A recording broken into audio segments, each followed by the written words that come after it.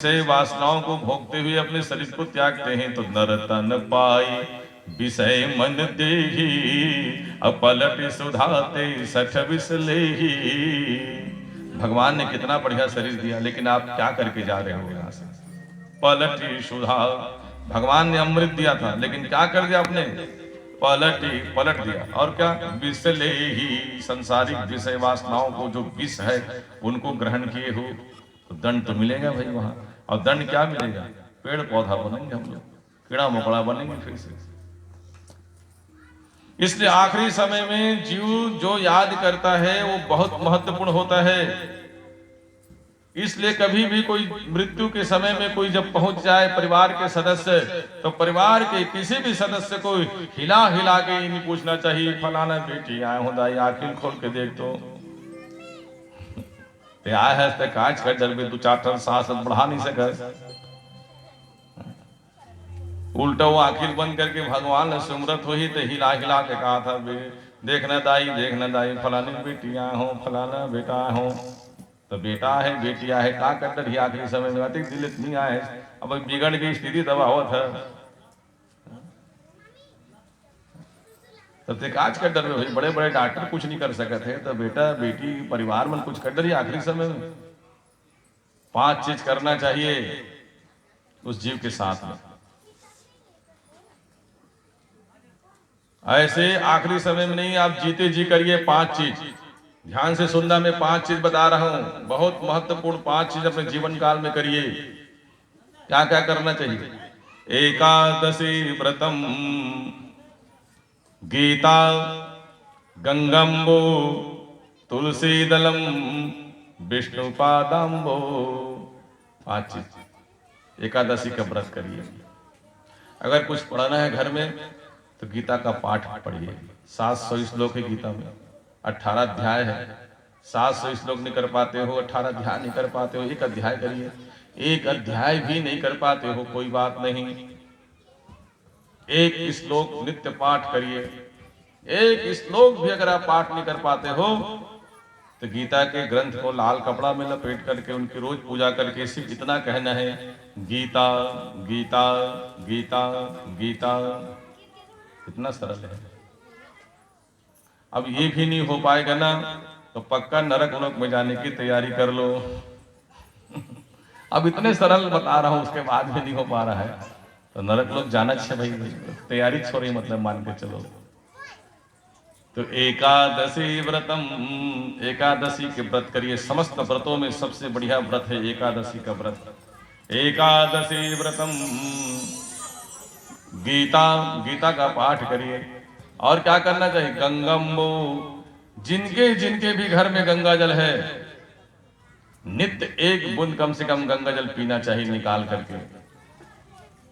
BP के दवाई खाना नहीं भूलते हो, शुगर के दवाई खाना नहीं भूलते हो, फिर गंगा जल को क्यों भूल जाते हो भाई पीना?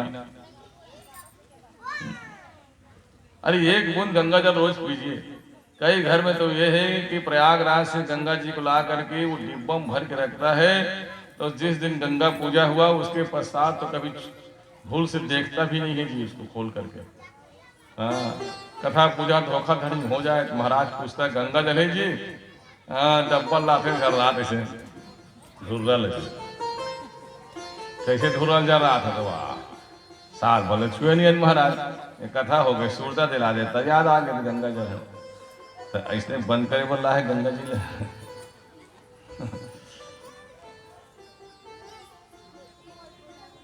गंगा जी का पान नित्य करिए। एकादशी व्रतम गीता गंगम्बो, तीसरा नंबर में गंगाम्बो। और क्या? अपने भगवान में रोज तुलसी पत्र चढ़ाइए। तुलसी पत्रम, तुलसी पत्र भगवान में चढ़ा करके दूसरे दिन उसी गंगा जल में मिला करके पी लीजिए। और 5वां, ये भगवान गोपाल जी ना, छोटे रूप में भगवान गोपाल जी, ये गोपाल जी हर घर में होना चाहिए, इसको घर में रखिए। गोपाल जी को में रखो या फिर भगवान नारायण के रूप में रखो, लक्ष्मी नारायण के रूप में रखो या शालिग्राम के रूप में रखो। उसको रोज नहलाना चाहिए। कई जन के भगवान हाँ साल में 1-2 घाव नहातेगा, जन्माष्टमी दिन नहा दी, इतना उन्होंने दिन नहा गए नहा हम साल भर ले बस इसने रखा है महाराज अगर अगरबत्ती बार धन हो गए नहान पूजा पाठ। रोज नहलाइए अपने भगवान को, जैसे आप रोज नहाते हो वैसे भगवान को नहलाओ भाई। हाँ, अब वो नहलाते हो ना तो क्या है, वो चरणामृत भगवान के शरीर से चरण चरण से वो जल निकला हुआ है, चरणामृत है, उस चरणामृत को पिलाइए, सबको बांटिए घर भर में। तो एकादशी व्रतम गीता गंगम्बो तुलसी दलम विष्णु पादाम्बो, यही विष्णु पादाम्बो भगवान के पैर से निकला हुआ जल चरणामृत विष्णु पादाम्बो, इसको क्या करना है, सेवनम में 5 चीज को करिए जीवन का। क्या फल मिलेगा, मरणी मुक्ति दायनी है, मरण के पश्चात मुक्ति मिलेगी, पक्का मुक्ति मिलेगी। ये 5 चीज करिए। इसलिए मृत्यु के निकट में अगर कोई व्यक्ति चला गया है, परिवार के सदस्य माता पिता या कोई भी व्यक्ति हो, तो परिवार के सदस्य को यही इन चीजों का सेवन कराना चाहिए। अगर वो एकादशी के व्रत अगर वो किया है अपने जीवन काल में, तो आखिरी समय में एकादशी की कथा सुनाइए, गीता सुनाइए, आखिरी समय में गीता सुनाना चाहिए, गंगा जल पिलाना चाहिए, तुलसी पत्र खिलाना चाहिए, भगवान के नहाए हुए जल पिलाना चाहिए, यही सब पिलाना चाहिए। और हो सके तो गोमूत्र पिलाइए, गाय के दूध पिलाइए, दही खिलाइए, घी खिलाइए, ये सब अमृत है, आखिरी समय में अमृत खिलाना चाहिए। वो बच्चों को शांत करो थोड़ा सा। प्रेम से वृंदावन बिहारी लाल की जय, भक्त वत्सल भगवान की जय। ये 5 चीज करना चाहिए। तो एकादशी व्रतम गीता गंगम्बो तुलसी दलम विष्णु पादाम्बो शरणम मरणी मुक्तिदायिनी। तो ये मृत्यु के निकट में 5 चीज को करना चाहिए। और क्या करना चाहिए, मृत्यु के निकट में कोई व्यक्ति गया है तो पलंग से नीचे जमीन में सुलाना चाहिए। तो जमीन में सुलाने के पहले गाय के गोबर से उस जमीन को लिपना चाहिए। ये सब याद रखिए, बहुत महत्वपूर्ण बात बता रहा हूं मैं। गाय के गोबर से उस जगह को लिप दीजिए और वहां काली रंग के तिल छिड़क दीजिए, जौ छिड़क दीजिए और कुश बिछाना चाहिए। कुश नहीं है महाराज का, कहाँ मिले कुश, ब्राह्मण के घर में मिलेंगे कुश अगर रखे होंगे तो। आपके गांव में हो सकते नदिया किनारे, यहाँ कुश भी मिला हुई, नदिया किनारे में कुश ज्यादा होते, तो कुश ले आइए, कुश को बिछा दीजिए। कुश नहीं है तो दुबी ले आइए, दुबी बिछा दीजिए, दुबी, और उसके ऊपर में सफेद कपड़ा बिछाना चाहिए, एकदम साफ धुला हुआ, नया है तो ज्यादा अच्छा, नहीं है तो धुला हुआ सफेद कपड़ा बिछा दीजिए। और जो व्यक्ति लंबी लंबी सांस खींच रहा है उस व्यक्ति को पलंग से नीचे उतार करके जमीन में सुला देना चाहिए। लेकिन जब तक के उनके प्राण नहीं छूटा है तब तक के उसको पश्चिम तरफ पैर करके सुलाना चाहिए। जीवित व्यक्ति को 4 चीज नहीं करना चाहिए, शयन, दक्षिण तरफ पैर करके नहीं सोना चाहिए, हाँ शयन नहीं करना चाहिए। दूसरा, अध्ययन, कोई चीज का अध्ययन कर रहे हो तो दक्षिण मुख होकर के अध्ययन नहीं करना चाहिए।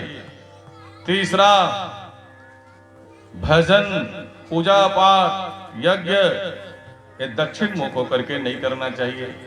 इसलिए मैंने उस दिन मना किया था कि दक्षिण मुख होकर के भगवान के कथा हम नहीं बताएंगे। भजन, कथा इत्यादि पूजा पाठ में दक्षिण मुख होकर के नहीं बैठना चाहिए। जब अगर जगह ना बने तब की बात अलग है, अब जब बन रहा है तो दक्षिण मुख होकर के क्यों बैठेंगे। और चौथा, भोजन दक्षिण मुख होकर के कभी नहीं करना चाहिए। क्या होगा महाराज, इससे अगर शयन करेंगे तो आपकी आयु घटेगी। अगर दक्षिण तरफ पैर करके सोते हो तो रात में डरावना सपना, नींद ठीक से नहीं आएगी, मलिन चित्त, गंदे गंदे विचार आएंगे, गंदे गंदे सपना दिखाई देंगे। सवेरे उठोगे तो आपका चेहरा मुरझाया हुआ दिखाई देगा, मलिन चित्त दिखाई देंगे, आपका मन ठीक से लगेगा नहीं। दक्षिण मुख होकर के दक्षिण तरफ पैर करके सोओगे तो अध्ययन करेंगे तो उस समय तो याद हो जाएगा, लेकिन जिस समय आपको उसको स्मरण करना है, आपको याद नहीं आएंगे। समय पर जब कोई चीज याद ना आए तो फिर किस काम का है। विद्यार्थी लोग ज्यादा इसी करते हैं, दक्षिण मुख होकर के विद्या अध्ययन कर लिया, लेकिन परीक्षा काल में जब लिखना है तो इस समय दिमाग से उड़ जाता है बात भैया, तब कहता है कैसे रहते क्या किसी भुला गया। ये सब दक्षिण तरफ मुख करके बैठने से होता है। विस्तृत हो जाएंगे विद्या, पूजा पाठ करेंगे तो सब निष्फल हो जाएंगे। दक्षिण मुख होकर के पूजा पाठ यज्ञ अनुष्ठान किए तो निष्फल हो जाएंगे। इसलिए कथा पूजा में दक्षिण मुख होकर के कभी नहीं बैठाते यजमान को, पंडित भी नहीं बैठता है दक्षिण मुख होकर के। और चौथा, भोजन नहीं करना चाहिए। भोजन से आरोग्य की प्राप्ति नहीं होता है, ऊर्जा नहीं मिलेगा आपको। जो चीज भोजन से ऊर्जा मिलना चाहिए ऊर्जा नहीं मिलेगा। ये 4 चीज है ना, ये 4 चीज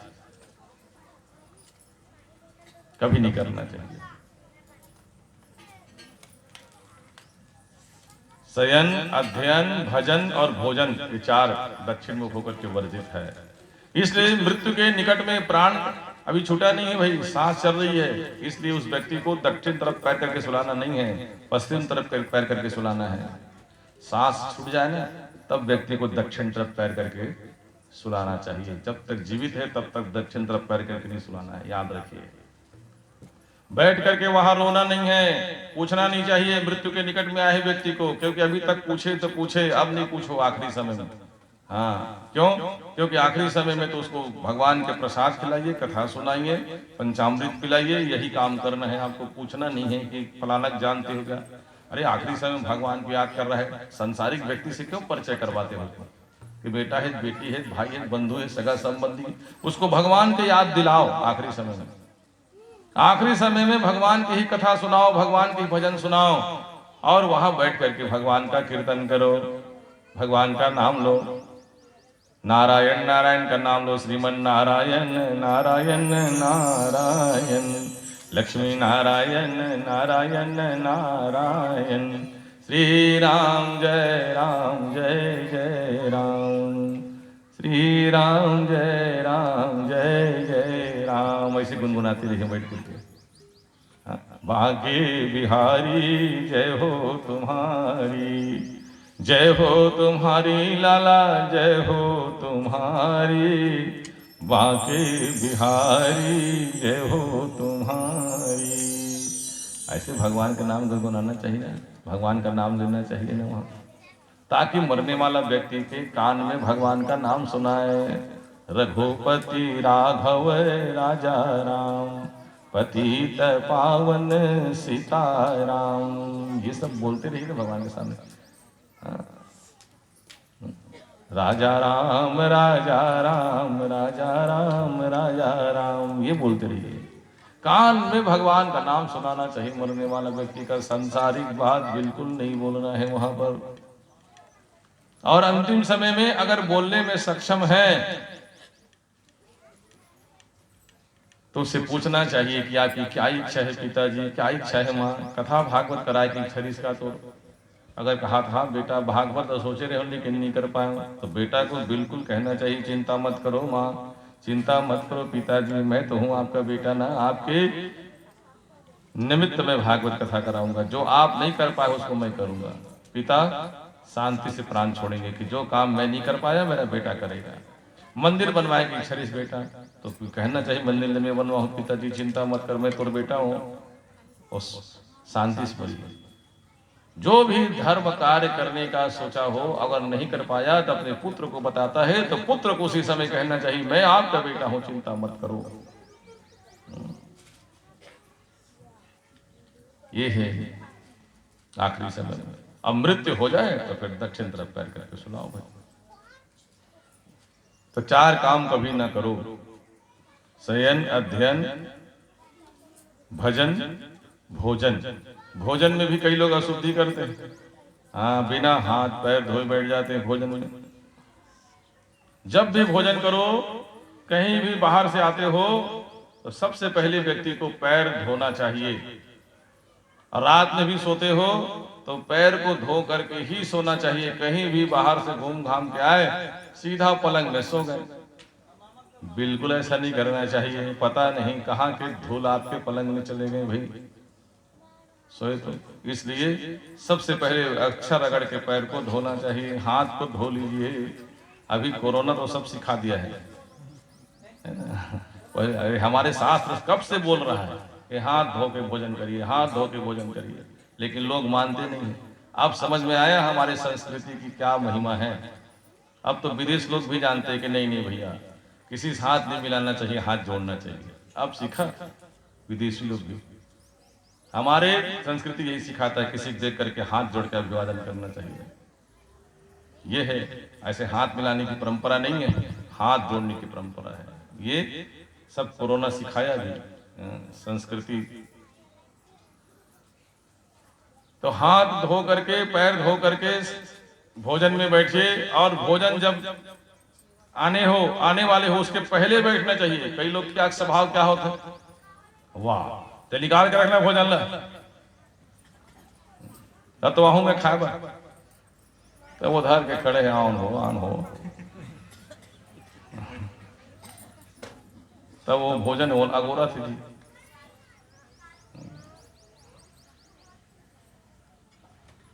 ये हमारी संस्कृति नहीं है कि भोजन हमारी प्रतीक्षा करे, ये सब विदेशी संस्कृति है। अब वो विदेशी संस्कृति इतना बहावी हो गया भैया कि बफे में तो हमारा ही इंतजार करते हैं। हाँ, वो खाना रखा है, आओ खाओ। खाना पहले रखा है। ये मनुष्य का भोजन थोड़ी नहीं जी, पशु का भोजन है कि खाना बहरी डालो तो फिर उसको छोड़ो। गाय गरबल कैसे करते किसान वहां, ऐसे पैर रख लेते हंगार गरबल ढील थे जी। तो वैसने वर्ग हम हो गए, खाना रखवा देते तो सबको मनुष्य ढील देते, वो ओला हो देना थे, वो ओला हो देना थे। गाय गरबन खाते डिशन करता है सब। का बार गाय गरबन खड़े हो खाते, वो बैठ के खाए नहीं। न हाथ धोआ है, न पैर धोआ। पैर धोआ के बाद जूता पहने जी।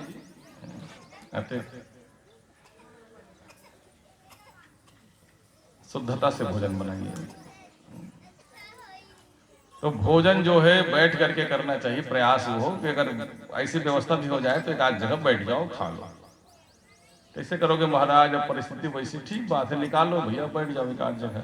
बैठ करके भोजन करने से भोजन की आरोग्य ज्यादा मिलता है, भोजन की आरोग्यता ज्यादा है। खड़े खड़े खाने से, वहाँ खड़े खड़े पानी पीने से अनेक प्रकार की बीमारी आते हैं। ये आयुर्वेद का भी कहना है, खड़े खड़े कभी पानी नहीं पीना चाहिए, खड़े खड़े होकर के कभी भोजन नहीं करना चाहिए। बैठ करके भोजन करिए, बैठ करके पानी पीजिए, ये आपके स्वास्थ्य के लिए फायदेमंद है। ये हमारा संस्कृति का कहना है। इसलिए भोजन आने के पहले बैठिए, भोजन की प्रतीक्षा करिए। अब भोजन आ जाए और जब तक महतारी बैठे होकर मशहूर निवेदन है, भोजन बनाए हुए चिड़चिड़ाना नहीं चाहिए। बहुत जमन चिड़चिड़ाते हैं, मी दिख थो केल्ला मी काम करत हो, सबे काम मी करूँ। झंझट, भड़क भड़क के बर्तन में पटक पटक के रंजान डर थे हमारे घर के श्रीमती भड़केगी। बताए एकदम थोड़ी कि मैं गुस्सा हूँ थोड़ी की, तो कैसे कैसे बताए भड़ांग भड़ांग बर्तन ऐसे पटकी वैसे मांझी खबर बताना है जी। हाँ, पति देव लगे मैं आज गुस्सा हो गई तो जान डर थे भड़ंग भड़ंग पटक। तब महाराज कैसे जानते, महाराज घर होत हुई का ऐसे मत समझो भाई। तो महाराज इसे सब कैसे जानते, तो महाराज में सब याद रहते जी। हाँ, ब्राह्मण भोजन बुलाते देखता हूँ, इसने जजमान है गिरा हो। तो फिर पत्नी नहीं एकदम बर्तन में बजा बजा के सब बर्तन मांझे। तब देखें कैसे बर्तन कहा बता दे महाराज, कैसे जी सब गुस्सा है आज। तो गुस्सा है तो ये देख न बताओ, तो गुस्सा है तो थोड़ी बोलिए, वो बर्तन में पटक पटक के माजत मारा। अकेला काम करे तो बेचारी है सवेरे ले, तो गुस्सा आ गया। देखो अपने घर में अपने पति को, अपने सास ससुर को, अपने बेटा को, अपने बेटी को, अपने परिवार को खिलाना है। हाँ, जैसे भोजन तैयार करोगे वैसी स्वाद चले जाते हैं भोजन में। एक बात का याद रखिए, अगर चिल्ला चिल्ला करके गुस्सा करके भोजन में पकावत हंसता वो सब वो हम चल जैसे, तो क्या करना चाहिए वो समय भगवान का भजन गुनगुनाइए। हे कृष्ण गोविंद हरे मुरारे, हे नाथ नाथेति मुहुर भजन्ति। भगवान का नाम गुनगुनाइए। अब भगवान के नाम ला गुनगुनात गुनगुनात भोजन बनावा था, तो भोजन जी बने वो प्रसाद बन जी। हाँ, और गीतम भगवान ने कहा है कि प्रसाद सर्व दुखा नाम हानि रशोपजायते। प्रसाद खाने से व्यक्ति के मन प्रसन्न होता है और दुख के हानि होते हैं, ये गीतम भगवान ने कहा। तो घर में प्रसाद बनाइए, भगवान का नाम लेकर के जो भी काम करोगे सब प्रसाद हो जाते हैं जी, वो प्रसाद है। प्रसाद का मतलब होता है प्रसन्नता, इसलिए प्रसन्नता पूर्वक भोजन बनाइए। भगवान दुर्योधन के यहाँ खाना खाने के लिए क्यों नहीं गया? अब विदुर के यहाँ भगवान क्यों गया भाई खाने के लिए भोजन? कारण इसलिए है कि दुर्योधन था बड़ा अहंकारी, क्रोधी, इसलिए भोजन भी अगर पकवाएगा ना तो चिचिड़ा चिचिड़ा करके, क्रोध में आकर के, इसलिए भगवान ने कहा ऐसे घर में हम भोजन नहीं करेंगे। और विदुर है बड़ा भगवान का परम भक्त, इसलिए जब भी भोजन तैयार करेगा बड़ी श्रद्धा से तैयार करेगा, हमको याद करते करते भोजन बनाएगा। इसलिए भगवान ने दुर्योधन के मेवा त्याग दिया और साग विदुर घर खाए। लोग भजन गाते, दुर्योधन के मेवा त्यागे साग विदुर घर खाए। भगवान ने सबरी का कंदमूल फल ग्रहण किया। सुदामा जी का भगवान ने तांदुल चावल ग्रहण किया।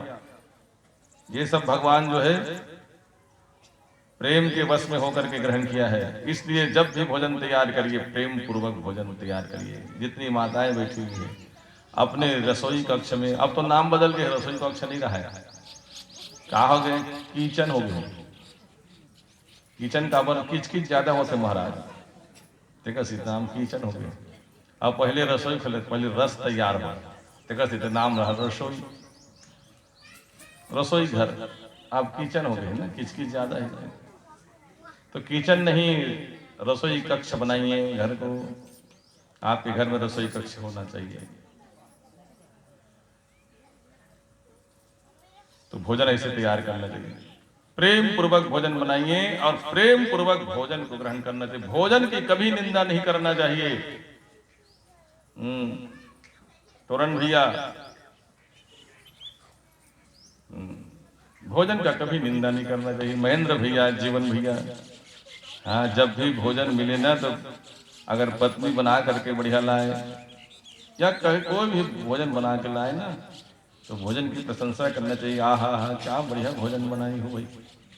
हाँ, दोहरा लाभ है, एक तो अन्नपूर्णा देवी भी प्रसन्न हो जाती है और दूसरा घर के भी देवी जन प्रसन्न हो जाते हैं। घर के लक्ष्मी भी खुश हुई और जन अन्नपूर्णा देवी है वो लक्ष्मी भी खुश हो जाते। वाह बेटा बहुत प्रशंसा की। और ते अगर निंदा करे तब एक तो घर के लक्ष्मी नाराज होते करी, अब एक बढ़िया बना दो तब तो पसंद नहीं आए और कैसे बना डालू और ऊपर से लक्ष्मी भी अपमान है। अन्न अनाज का है, लक्ष्मी धरे हुए अन्न रूप में है, ओकरो अपमान हो। भोजन की प्रशंसा करिए। अगर स्वादहीन हो जाए भोजन, मान लो भोजन करने के लायक नहीं है, जल गए मान लो एकदम खाना अच्छा, तब कैसे करना चाहिए? तिरस्कार कभी ना करिए। थाली को कई लोग उठा फेंकते हैं, ऐसे खिसका देता है, बिल्कुल नहीं, प्रणाम करिए। भोजन करने योग्य नहीं है, प्रणाम कर लीजिए, प्रणाम करके उठिए, हे मैया क्षमा करना, मैं इस भोजन को नहीं कर पाऊंगा, आप प्रणाम करके उठिए। इस देश में बहुत से ऐसे लोग हैं जो कई दिन तक भोजन नहीं पाते हैं। मैं सच्ची घटना बता रहा हूं आपको, एकदम सच्ची घटना बता रहा हूं जीवन भैया। मंगलवार की घटना, पाटन के बाजार मंगलवार को लगता है, आप सब लोग जानते हो।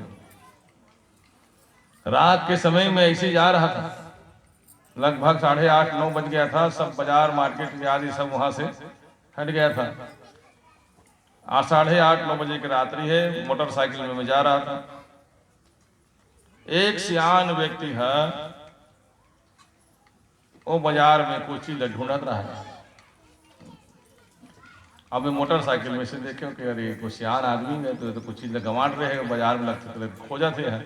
तो मैं अपनी गाड़ी मोड़े, अब आ कहो दादाजी आपके कुछ सामान गिर गए है तो मैं लाइट में दिखा देता हूँ, थोड़ा अंधियार होते नजर नहीं आती हुई आप मैं लाइट में दिखावत हो का सामान को वहाँ तब देख ले इसी से।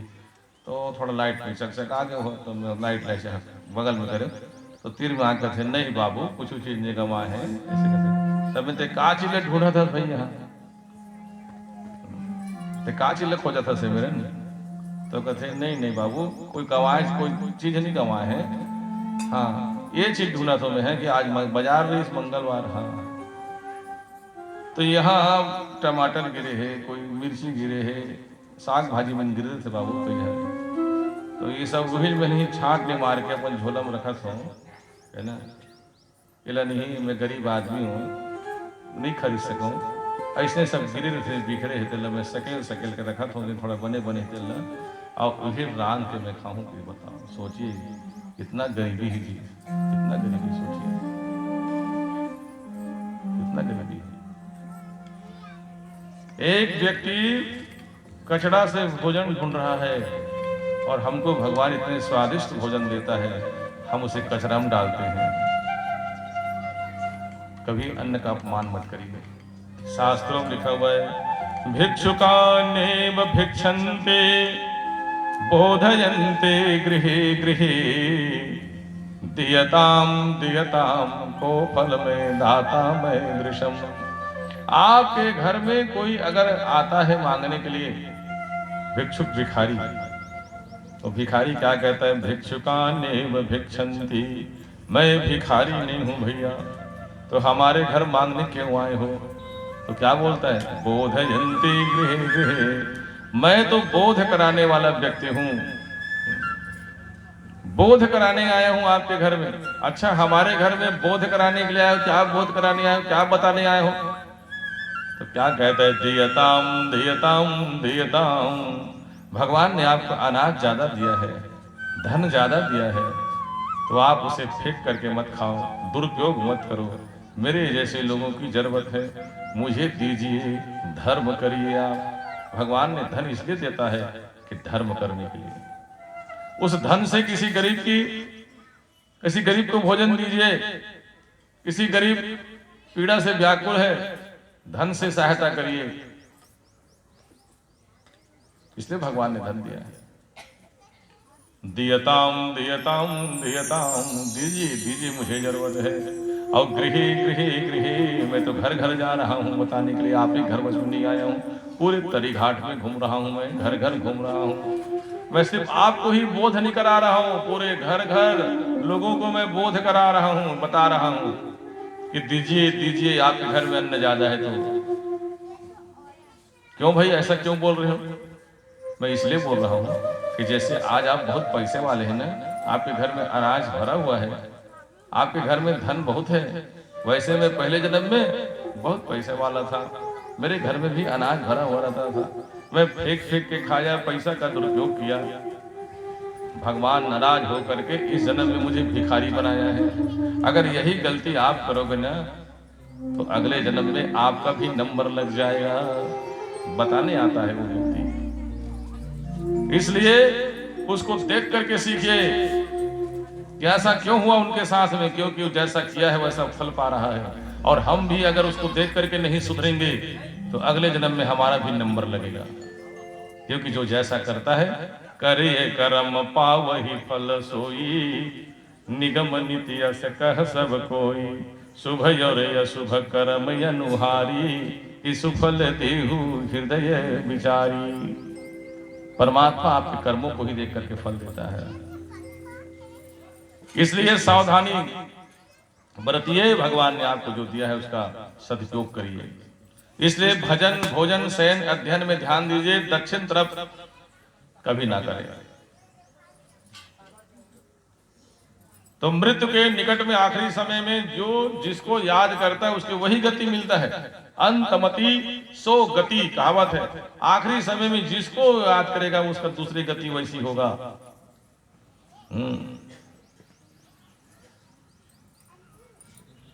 महान धर्मात्मा राजा भरत जो साधु सन्यासी बना हुआ है कुटिया बना के रहता है लेकिन हिरण के याद में इतना व्याकुल है कि मृत्यु के निकट में इतना व्याकुल है कि मेरे मरने के बाद अब हिरण की क्या हुई हिरण के क्या होंगे भाई क्या होंगे हिरण को याद करते करते प्राण को त्याग दिया भगवान गीता में कहा है यम यम स्पृहन् भावं तज्जन्ते कलेवरम्।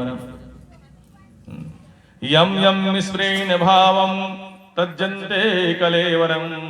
तम तमेवेति कौन्तेय सदा मद्भाव भावितः। जो जो जो जैसे जैसे भाव से जैसे जैसे जिनको याद करते हुए प्राण त्यागता है, उसका दूसरा गति वैसे ही होता है।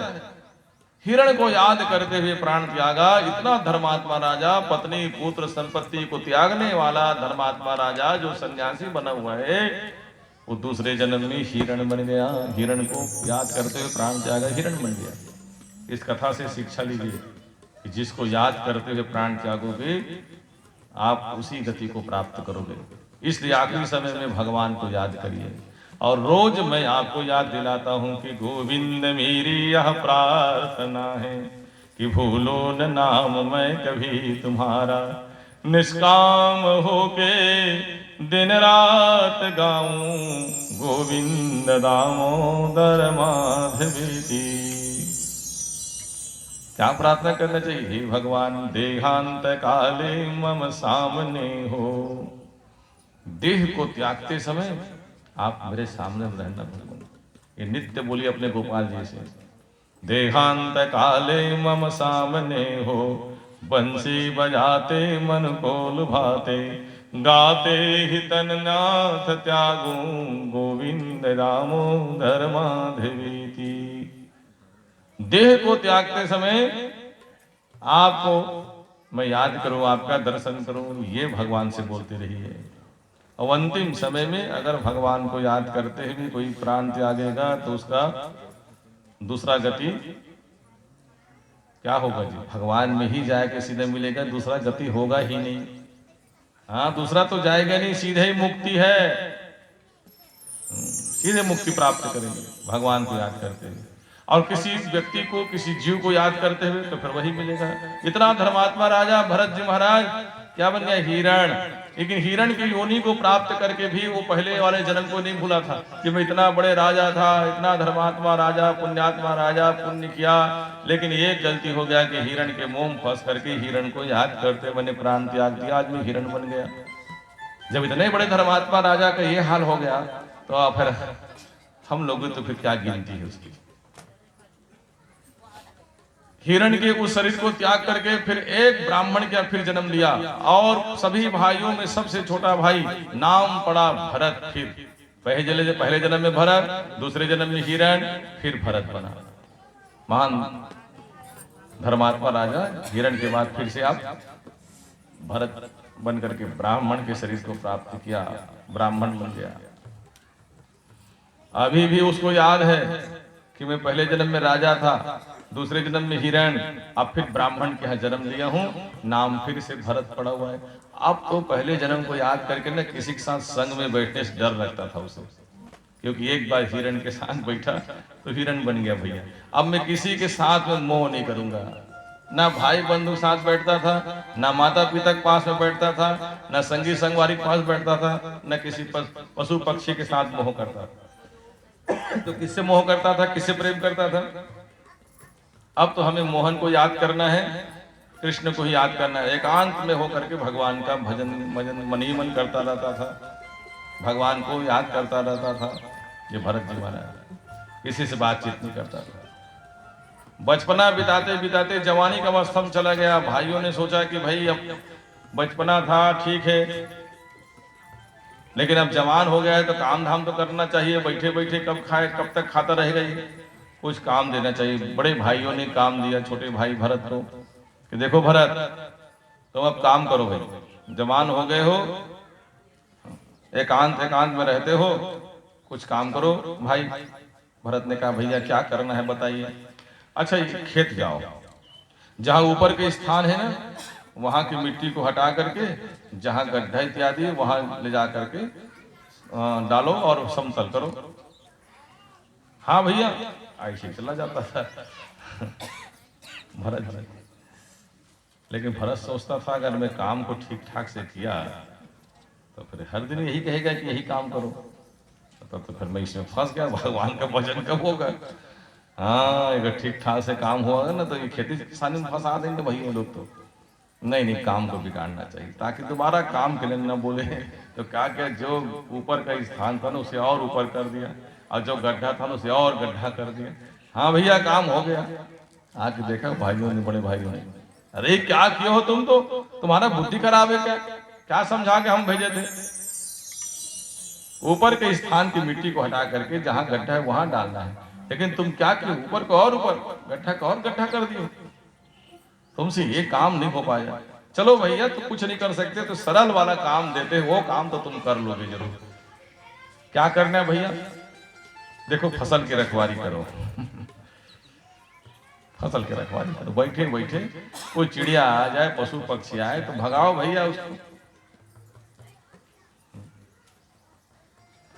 अब फिर भरत जी सोचा कि अगर मैं चिड़िया की रखवाली करूं और पशु पक्षी की रखवाली करूं और इसी करते रहूं और ठीक ठाक से काम कर दिया, हाँ ये तो फिर उसी रखवाली में फंसाए गए लोग भाई। नहीं, इस काम को भी ठीक ठाक ना किया जाए। चिड़िया आए ना, खा रहे और खाने दो, पशु घुस गए, खाने दो, सब तो भगवान कहते हैं। सब खा पी के चौपट करके चले जाए। अब ये देखता ही रहा भगवान का भजन में बैठे के बैठे। भाई लोग आगे देखा, फिर बड़े भाई भाई, अब तो क्रोध का ठिकाना नहीं भाइयों का। लगता है तुम्हारी बुद्धि ना जड़ हो रहे हैं, कितना समझाने के बाद भी तुम्हें समझ में नहीं आता, तुम जड़ बुद्धि के हो। इसलिए सब लोग उसे कहने लग गया, जड़ भरत, जड़ भरत। नाम भरत है लेकिन तुम्हारी बुद्धि जड़ हो गए हैं। तो सब कहता था ये जड़ भरत है, जड़ भरत। बुद्धि कम है, लेकिन लोग नहीं जानते थे कि वो ऐसा क्यों कर रहा है, क्योंकि उसको पहले जन्म की बात याद है कि हिरण का संग किया तो हिरण बन गया, अब मैं किसी का संग नहीं करूंगा। कितना ज्ञानी था वो। नाम पड़ा जड़ भरत, लेकिन जड़ नहीं, बड़ा विद्वान है, लेकिन लोगों को दिखाने के लिए जड़ बना हुआ है। बड़े भाइयों ने कहा कि देखो, अब घर को छोड़ करके तुम कहीं अपने अन्यत्र भोजन की व्यवस्था करो, हम कब तक बैठा करके खिलाएंगे, तुम जवान हो गए, अपने भोजन की व्यवस्था स्वयं करो, जाओ घर से भागो, यहां से भगा दिया घर से। आज भरत जी महाराज बहुत प्रसन्न है। क्यों प्रसन्न है? अगर मैं इन लोगों को त्याग करके जाता तो मेरे परिवार के सदस्य दुखी हो जाता जी, लेकिन परिवार वाले लोग ने ही मुझे त्याग दिया है, तो ये लोग तो दुखी नहीं रहेंगे। और मैं तो चाहता ही था कि ये लोग त्याग दे और मैं भी परम सुखी हो जाऊं, ताकि इन लोग को धोखा से भी याद न करूं, माता पिता भाई बंधु को। एक अकेला हो गया भरत जी। कहाँ कहाँ जाना चाहिए? किसी शहर गांव नहीं जाना चाहिए, क्योंकि भीड़ कोलाहल ज्यादा होता है शहर गांव में। कहाँ रहने? एकांत रहने के लिए जंगल ज्यादा अच्छा है। जंगल में आ गए जी, एकांत में रहता था, नदी सरोवर इत्यादि के जल को बढ़िया पी लेता था, कंद मूल फल खा के रहता था, विचरण करता था और भगवान का भजन करते हुए बैठा रहता था। एक दिन क्या हुआ, जंगल में रहने वाले कोल भी लोग एक मनुष्य को पकड़ के रखा था। और जंगल में रहने वाले कोल भी लोगों ने अपने देवी भद्रकाली देवी में बलि चढ़ाने वाला था, नर बलि, मनुष्य के बलि। मनुष्य को बांध के रखा था, लेकिन पता नहीं ऐसे क्या हुआ कि वो बंधन को छुड़ा करके भाग गए वो मनुष्य। अब कोल भी लोगों ने देखा कि जिनको हम पकड़ के रखे हैं वो तो भाग गए, भैया कैसे किया जाए, कोई दूसरा ढूंढो रे, जाओ तो देख के आओ जंगल में कोई मिल जाए तो हष्ट पुष्ट शरीर वाला। अब उनके सेवक लोग, जो भील के राजा है, उनका सेवक लोग ढूंढने के लिए निकला, तो जंगल में यही भरत जी महाराज, बड़ा हष्ट पुष्ट शरीर है, जवान शरीर है, जंगल में विचरण कर रहा है। पकड़ लिया जा करके वो भीलों के राजा के सेवक लोग, चलो हमारे राजा के पास। भरत ने कहा चल भैया, जहां ले जाना चाहते हैं वहां चले जाएंगे, हमको क्या बात, चलो। ले गए। देखा उनके शरीर को ना, तो भील के राजा बड़ा प्रसन्न हो गए। पहले वाला व्यक्ति ज्यादा अच्छा ही जी, हाँ, जिनको हम पहले बांध के रखे हुए थे और छुड़ा भागे, उससे ज्यादा अच्छा है ये तो। हाँ, हमारी देवी बहुत खुश होगी, चलो तो भला इनकी पूजा पाठ चालू करिए। हाँ, फिर आरती वारती सजाए, बढ़िया पूजा पाठ किए, तिलक विलक लगाए, माला पहनाए, तो जान गए अरे ये लोग तो बलि चढ़ाने वाले हैं सब। तो भरत जी महाराज ने देवी से कहा कि हे माँ, ये अज्ञानतावश ये नहीं जान पा रहा है कि बलि का मतलब क्या होता है। बलि का मतलब होता है अपने आप को ही भगवान में समर्पित करना। बलि बलि जाऊं। बलि का मतलब होता है कि आप अपने मन को, बुद्धि को, चित्त को माता रानी के चरण में समर्पित करिए और माता रानी से कहिए, माँ मैं अपने मन बुद्धि चित्त को समर्पित करते हुए अपने आप को मैं आपको समर्पित करता हूं। ये है बलि। लोग जो है कई चीज काट काट के चढ़ाते हैं। देखो मैं इसका विरोध नहीं कर रहा हूं, जो जैसे करते हैं भैया करिए, लेकिन अगर मन ही अगर अर्पित नहीं है भगवान में तो सब ये सब चढ़ाने की क्या उचित है। आप अपने आप को ही भगवान में समर्पित करिए, यही वास्तविक बलि है। मन को अर्पण करिए, शरीर को अर्पण करिए, सेवा में लगा दीजिए, ये है बलि। ये लोग नहीं जान पा रहे हैं मैया बलि की वास्तविक अर्थ क्या है, और ये सब मिल करके मुझे आपको चढ़ा रहे हैं। मेरी प्राण की रक्षा करना आपके हाथ में मैया, बचाओ तब अच्छा, ना बचाओ तब अच्छा। देखो प्रार्थना किया, अरे जो सिर झुकाओ रे, सिर झुका दिया। जैसे ही खड्ग उठाया, हाँ वो भीलों के राजा के जो सेवक था, जो बलि चढ़ाने वाले हैं, खड्ग उठाया, सिर को काटने के लिए जैसे ही खड्ग उठाया, उसी समय घोर गर्जना करते हुए भद्रकाली देवी जो मूर्ति से स्वयं देवी प्रकट हो गई और प्रकट होकर के अट्टहास करते हुए दौड़े जो, और हाथ से तलवार को छीन लिया और तलवार लेकर के उन भीलों को मारने के लोग, सब भील जितने थे सब भागने लगे, तितर बितर हो गए। भरत जी महाराज जैसी देखा, वाह वाह वाह वाह, आज आप अपने भक्ति की रक्षा करने के लिए स्वयं प्रकट हो गई। धन्य है माँ। माता कुमाता न भवती, पुत्रो कुपुत्र हो जायते। माँ कभी कुमाता नहीं होती, बेटा भले कुपुत्र हो जाएगा। धन्य हो माँ, आज मेरे प्राण की रक्षा करने के लिए आप प्रकट होकर आज मुझ पर दया की है, आराधना करने लगे। आइए हम लोग भी भद्रकाली देवी की एक बार आराधना करते हैं, फिर आगे कथन चलेंगे। प्रेम से बोले भद्रकाली मैया